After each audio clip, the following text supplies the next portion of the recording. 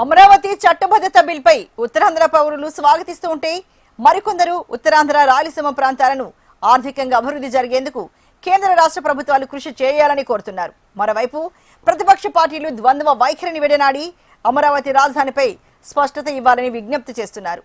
ఇదే అంశంపై మరిన్ని డీటెయిల్స్ మా ప్రతినిధి శ్రీధర్ అందిస్తారు. అమరావతి రాజధానిగా చట్టబద్ధత కల్పిస్తూ నిన్న లోక్సభలో ప్రవేశపెట్టనున్నటువంటి తీర్మానం అయితే లోక్సభ ఆమోదించింది. ఈ నేపథ్యంలోనే రాజ్యసభకు కూడా ఈ చట్టబద్ధత బిల్లుకి సంబంధించినటువంటి నేడు ఈ ప్రక్రియ అంతా కొనసాగనుంది. ఈ నేపథ్యంలో అసలు అమరావతి చట్టబద్ధతపై మాట్లాడేందుకు రాష్ట్ర లోక్సత్తా అధ్యక్షులు బీసెట్టి బాబ్జీ గారు ఉన్నారు. అడిగి తెలుసుకునే ప్రయత్నం చేద్దాం. చెప్పండి సార్, అమరావతి చట్టబద్ధత బిల్లుకు లోక్సభ అయితే ఆమోదించింది, నేడు రాజ్యసభకి వెళ్ళింది. ఈ నేపథ్యంలో మీరు ఏ విధంగా స్వాగతిస్తున్నారు? అసలు ఏంటి సార్? ఇది అమరావతి బిల్లుని చట్టబద్ధత చేయడం కోసం పార్లమెంట్లో సమావేశం చేయడం, ఆ చర్చ చేయడం, ఆ తర్వాత ఈరోజు రాజ్యసభకు వెళ్ళడాన్ని అభినందిస్తున్నాం. కానీ అవసరం లేకపోయినా అవసరం ఏర్పడింది.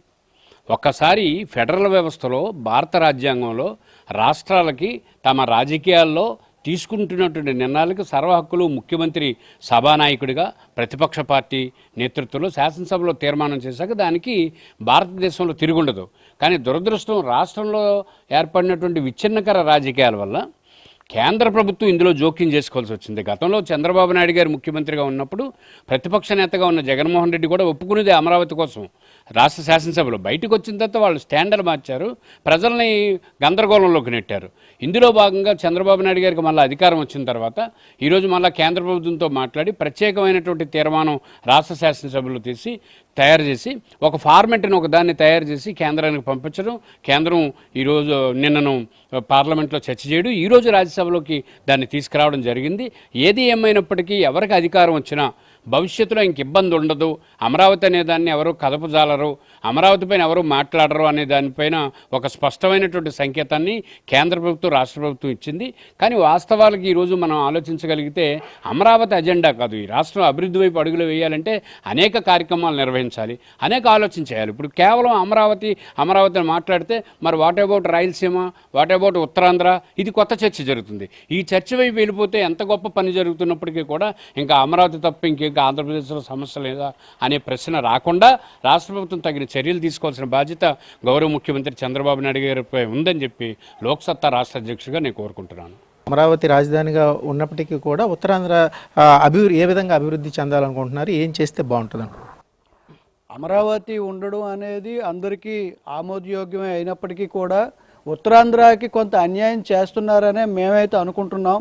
ఎందుకు అనుకుంటున్నాం అంటే ఉత్తరాంధ్ర అభివృద్ధి పైన ఇంతవరకు ఏం దృష్టి పెట్టారు, ఏం చేస్తున్నారు అనేది ఇంతవరకు మన రాష్ట్ర ప్రభుత్వం ప్రకటించడానికి ఎందుకో వెనకాడుతుందని మేము అభిప్రాయపడుతున్నాం. తప్పకుండా ఇది అమరావతి చట్టసభల్లో అక్కడ పెట్టడం అనేది మంచి ఉద్దేశం అయినప్పటికీ కూడా ప్రత్యేకించి ఉత్తరాంధ్ర వాసిగా నేను ఉత్తరాంధ్రకి మీరు ఏం చేయబోతున్నారో కూడా చెప్పగలిగితే మంచిదనే నేను అనుకుంటున్నాను. చెప్పండి, అసలు ఈ అమరావతి రాజధాని చట్టబద్ధత అయితే కల్పించింది. ఇప్పటికీ 33,000 ఎకరాల్లో రైతులు త్యాగం చేశారు. ఇంకా 1,00,000 ఎకరాలు కూడా అవసరమని చెప్పేసి అంటుంది. దీని మీద మీ అభిప్రాయం ఏంటి? అసలు అంత అవసరం అంటారా? ఇప్పుడు అమరావతి రాజధానిని లోక్సభలో ఆమోదించడం మనం స్వాగతించవలసిన విషయం. కానీ ఇప్పుడు 33,000 ఎకరాల్లో చంద్రబాబు నాయుడు ఏం చేయాలనేది స్థల సేకరణ చేసి రైతులను ఒప్పించి గతంలో ల్యాండ్ ఎక్విజిషన్ చేశారు. ఇప్పుడు 1,00,000 ఎకరాలు కావాలనేటప్పుడు ఈ 1,00,000 ఎకరాల్లో ప్రభుత్వం ఏం చేయదలుచుకుంటుంది? మనకి ఇక్కడ స్థానికులుగా ఆంధ్రప్రదేశ్ ప్రజలకి ఉపాధి ఇవ్వడానికి ఏం అవకాశాలు కల్పించాలనుకుంటుంది? దాంతోపాటు రాయలసీమ, ఉత్తరాంధ్రలో ఎటువంటి అభివృద్ధి చేసి చూపిస్తారు? ఇప్పుడు అమరావతి ఒకటే డెవలప్ చేస్తే మిగతా ప్రాంతాల పరిస్థితి ఏంటనేది మనం ఆలోచించవలసిన విషయం. దీని మీద రాష్ట్ర ప్రభుత్వం స్పష్టమైన ప్రకటనలు చేయాలి. అలాగే కేంద్ర ప్రభుత్వం కూడా ద్వంద్వ వైఖరితో గత 5 సంవత్సరాలు చంద్రబాబు నాయుడు పరిపాలన చేసినప్పుడు అమరావతిని రాజధానిని చెప్పి తర్వాత వచ్చిన జగన్మోహన్ రెడ్డి 3 రాజధానులన్నీ కూడా వీళ్ళు ప్రోత్సాహం చేస్తున్నారంటే మన ఆంధ్రప్రదేశ్ కేవలం కీలుబొమ్మగా మిగిలిపోయింది కేంద్ర చేతిలో. ఇది కేంద్ర ప్రభుత్వం ఆడుతున్న దొంగాట, ఇది మంచిది కాదు. ఎందుకంటే ఒకటి సీఎం అయితే విజయనగరం రాజధాని అని, ఇంకొకటి సీఎం అయితే అమరావతి రాజధాని అని, ఇంకొకడు సీఎం అయితే శ్రీకాకుళం రాజధాని అనే దారుణ మంచిది కాదు. ప్రభుత్వాలు ఎప్పుడైనా మారవచ్చు, ఏ పార్టీ స్టాండ్ ఆ పార్టీకి ఉండొచ్చు. కానీ కేంద్ర ప్రభుత్వం ఆంధ్రప్రదేశ్ పట్ల ఆడుతున్న ఈ ఆట మంచిది కాదు. రాష్ట్రానికి ఇప్పటికే మోడీ ప్రభుత్వం, బీజేపీ ప్రభుత్వం చాలా అన్యాయం చేసింది.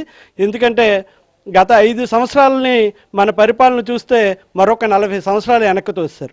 ఇప్పుడు వాళ్ళు ఎన్ని నిధులు ఇస్తే ఆంధ్రప్రదేశ్ని మళ్ళీ అది అభివృద్ధి వైపు తీసుకురాగలరనేది మనం స్పష్టంగా ఆలోచించి బీజేపీ లోక్సభలో ఈరోజు తీర్మానం చేశారు. కానీ గత ప్రభుత్వంలో 3 రాజధానులు అన్నప్పుడు ఇదే కేంద్రం ఎందుకు ఖండించలేకపోయింది అనేది మన ప్రజలందరూ ఆలోచించవలసిన విషయం. ఇప్పుడు ఇప్పుడు ఈ అమరావతికి సంబంధించినటువంటి అనుకున్న దానికన్నా ఇంక ఎక్కువ భూములు సేకరించడం వెనుక రియల్ ఎస్టేట్ మాఫియా నడుస్తుందని చెప్పేసి చాలా వరకు పౌరులు అయితే కొంతవరకు విమర్శన అయితే చేస్తున్నారు. దీనిపై మీ అభిప్రాయం ఏంటి? అసలు ఎవరి అభిప్రాయాలు వాళ్ళకు ఉండొచ్చు, కానీ రాష్ట్రంలో అందరూ 3 పార్టీలు ఒక కూటమి అనుకుంటున్నారు. మన రాష్ట్రంలో 4 పార్టీలు ఒక కూటమి.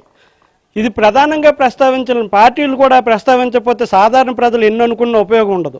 దాని వెనకాతల రియల్ ఎస్టేట్ జరుగుతుందా, లేకపోతే ఇప్పుడున్న ప్రభుత్వం భూదోపిడీ చేస్తుందా, ఏదనేది ప్రస్తావన చేస్తే మాట్లాడవలసిన ప్రతిపక్ష పార్టీ మౌనంగా ఉండి శాసనసభకు కూడా వెళ్లకుండా నిన్న లోక్సభలో కూడా బాయ్కాట్ చేసిన తర్వాత ప్రజలను తప్పుదావ పట్టించి టీవీలో ప్రకటనలు ఇవ్వడం వల్ల ఉపయోగం లేదనేది మా అభిప్రాయం. కానీ స్పష్టంగా ఆ 1,00,000 ఎకరాల్లో ఏం చేస్తారనేది మాత్రం రాష్ట్ర ప్రజలకు తెలియజేయవలసిన పరిస్థితి అయితే ఉన్నదని అనుకుంటున్నాం. ఇది మొత్తం మీద అమరావతి రాజధాని చట్టబద్ధత కల్పిస్తూ లోక్సభ తీర్మానం చేయటం, మరోవైపు రాజ్యసభలో కూడా దాన్ని ఆమోదించే పరిస్థితి అయితే కనిపిస్తుంది. మొత్తం మీద ఏపీ రాజధాని అమరావతి అని స్పష్టం చేసినప్పటికీ కూడా ఇప్పటికే 33,000 ఎకరాల్లో రైతులు భూములు ఇచ్చి త్యాగం చేశారు. మరో 1,00,000 ఎకరాలకు కూడా పూర్తి స్థాయిలో భూసేకరించి అమరావతి రాజధాని స్పష్టమైన ప్రకటన చేయాలి.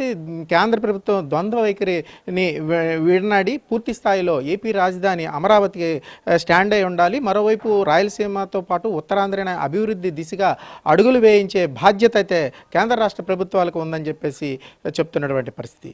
వీడియో జర్నలిస్ట్ ఉమేశ్వరతో శ్రీధర్, HM